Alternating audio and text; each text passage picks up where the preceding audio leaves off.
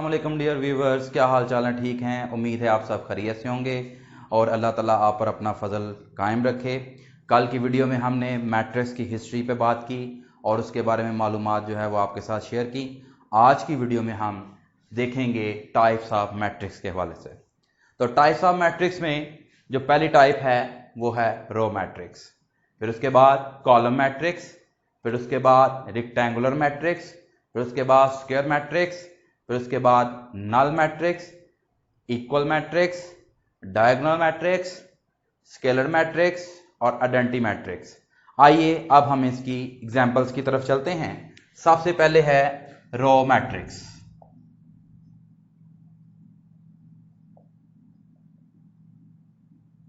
जैसा कि इसके नाम से जाहिर है, रो मैट्रिक्स में ऐसा मैट्रिक्स जिसमें सिर्फ एक रो मौजूद हो उसको हम रो मैट्रिक्स कहते हैं। मैं पहले भी बता चुका हूं कि रो उसको कहेंगे जो हॉरिजॉन्टल लाइन होगी, उसको हम रो कहेंगे। एक एग्जांपल इसकी है, ये भी रो मैट्रिक्स की एग्जांपल है। हाँ, किसी मैट्रिक्स के अंदर अगर सिंगल एलिमेंट मौजूद हो तो उसको भी हम रो मैट्रिक्स कह सकते हैं। ये अभी आपने देखा रो मैट्रिक्स के हवाले से। तो अब हम चलते हैं इसकी दूसरी एग्जांपल की तरफ जो है कॉलम मैट्रिक्स। इधर रोक जरा, दूसरी टाइप की तरफ चलते हैं।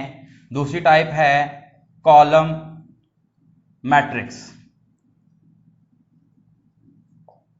कॉलम मैट्रिक्स ऐसा मैट्रिक्स जिसमें सिर्फ और सिर्फ एक कॉलम मौजूद हो उसको हम कहेंगे कॉलम मैट्रिक्स।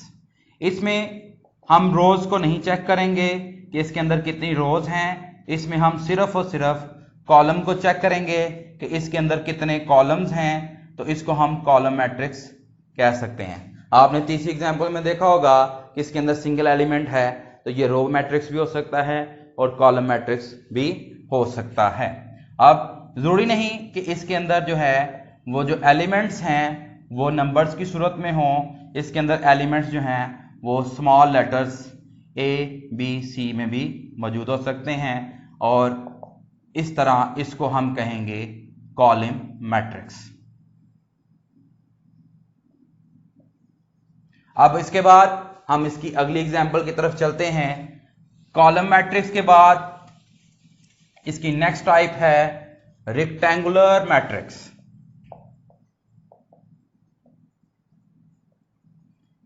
जैसा कि नाम से जाहिर है, ये ऐसा मैट्रिक्स है जिसके अंदर रोज और कॉलम आपस में इक्वल नहीं होते।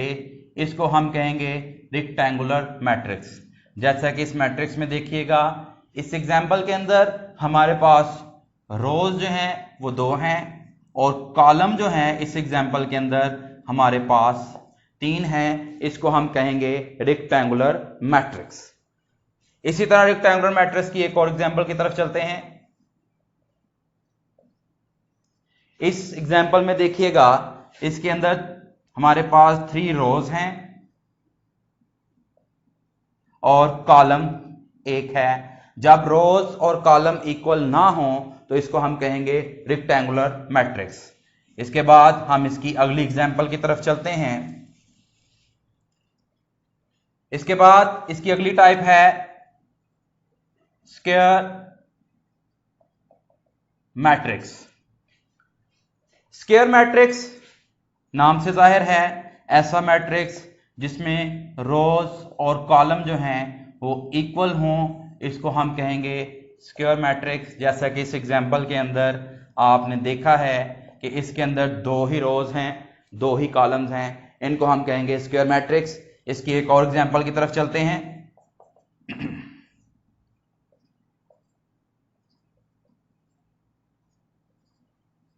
जरा इस एग्जांपल की तरफ देखिएगा, इसके अंदर 3 रोज हैं और 3 ही कॉलम्स हैं। इसके अंदर 3 रोज और कॉलम भी 3, इसलिए इसको भी हम स्क्वायर मैट्रिक्स कहेंगे। अगर किसी मैट्रिक्स के अंदर सिर्फ और सिर्फ एक ही एलिमेंट मौजूद हो तो उसको भी हम स्क्वायर मैट्रिक्स कह सकते हैं, क्योंकि उसके अंदर एक ही रो और एक ही कॉलम मौजूद है।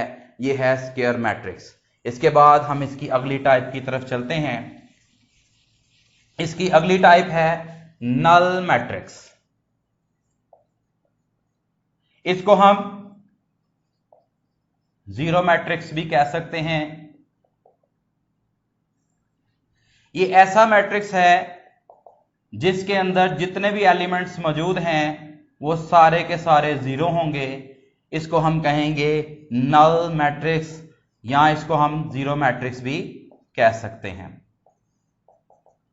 अभी आपके सामने इसकी एग्जांपल्स रखी जा रही हैं। इसमें एक ही कंडीशन है कि सारे एलिमेंट्स जीरो होने चाहिए। इसमें हम ना रोज की तरफ गौर करेंगे ना ही कॉलम्स की तरफ गौर करेंगे। इसको हम कहेंगे नल मैट्रिक्स। इसके बाद हम अगली टाइप की तरफ चलते हैं। अगली टाइप है इक्वल मैट्रिक्स।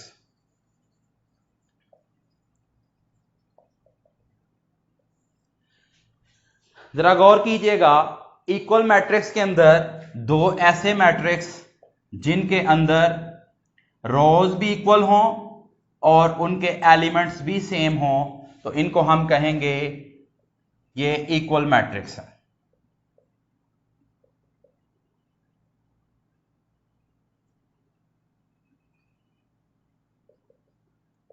जरा तवज्जो दीजिएगा, इसके पहले मैट्रिक्स के अंदर 2 3 4 5 हैं। दूसरे मैट्रिक्स में 1 + 1 करेंगे तो 2 आ जाएगा, 2 + 1 करेंगे तो 3 आ जाएगा।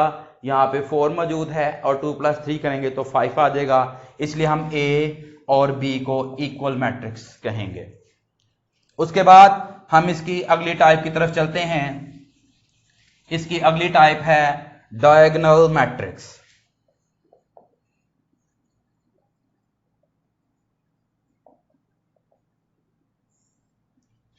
डायगोनल मैट्रिक्स के अंदर सिर्फ एक कंडीशन हमने देखनी होती है, वो ये है कि मैट्रिक्स के अंदर किसी एक डायगोनल के अंदर कोई एक नंबर जो है वो नॉन जीरो होना चाहिए।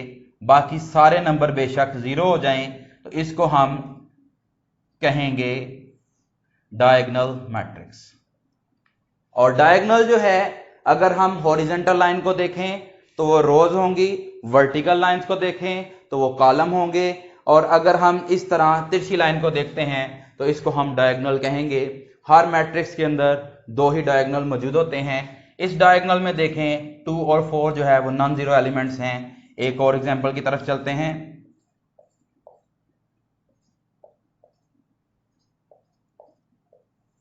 जरा इस मैट्रिक्स के अंदर देखिएगा, इस डायगोनल के अंदर एक ही नंबर जो है वह नॉन जीरो है। इसको हम कहेंगे डायगोनल मैट्रिक्स। अब इसके बाद हम इसकी अगली एग्जांपल की तरफ चलते हैं, जिसका नाम है स्केलर मैट्रिक्स।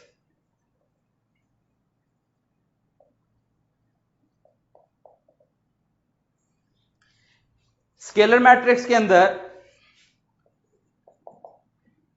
किसी एक डायगोनल के एलिमेंट्स जो हैं वो सेम होने चाहिए। दूसरे डायगोनल में एलिमेंट्स जो मर्जी हों, लेकिन एक डायगोनल के एलिमेंट सेम होंगे तो इसको हम स्केलर मैट्रिक्स बोलेंगे। इसकी एक एग्जांपल ये है। अब इसकी एक और एग्जांपल की तरफ चलते हैं।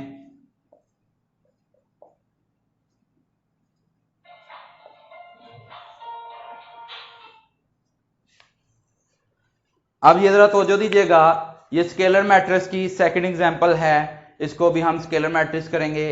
इसके देखें पहले डायगोनल के अंदर नंबर सेम है, वो है 1 1 और 1। अब इसके बाद हम इसकी अगली टाइप की तरफ चलते हैं।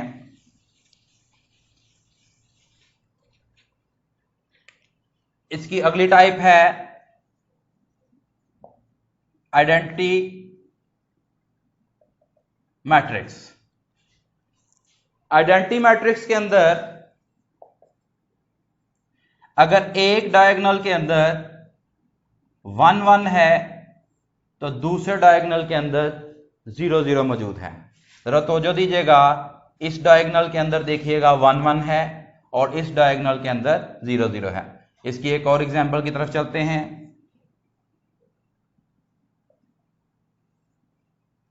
इसमें देखिएगा ये पहले डायगोनल के अंदर 0 0 है और इधर दूसरे डायगोनल के अंदर 1 1 है।